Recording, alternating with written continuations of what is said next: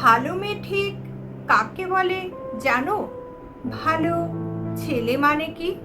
তুমিও বলবে সহজ প্রশ্ন। মাপকাঠি একটি, যে মেয়ে পেয়েছে অঙ্কে 100, যে ছেলে ভূগোলে সেরা, তারাই তো ভালো, সবাই বলছে।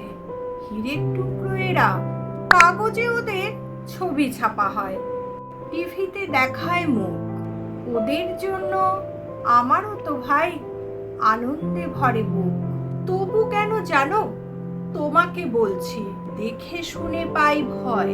শুধু এত এত নম্বর পেলে ভালো ছেলে মেয়ে হয়?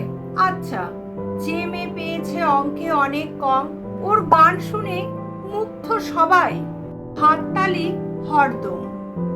ওই যে ছেলেটা পাশ করে গেছে এবারেও টেনে টুনে, বলতে কি ভাই আমরাও অবাক ওর আবৃত্তি শুনে। নাটকে ওর নেশা আছে খুব, পরের বিপদে ছোটে।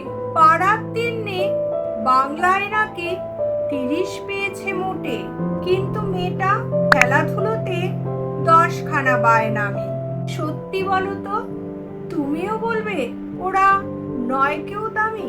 চাই যে অনেক ইঞ্জিনিয়ার, চাই আরো ডাক্তার, পাশাপাশি চাই শিল্পী, খেলুড়ে, স্নেহময়ী সিস্টার।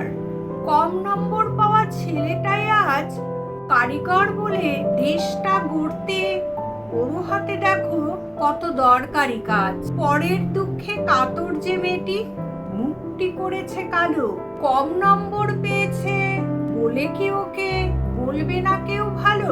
অভাবের টানে কলেজে পড়েনি, ছোট দরমার বাড়ি, তবুও ছেলেটা বাবা মাকে দেখে, ভাড়াটে চালায় গাড়ি।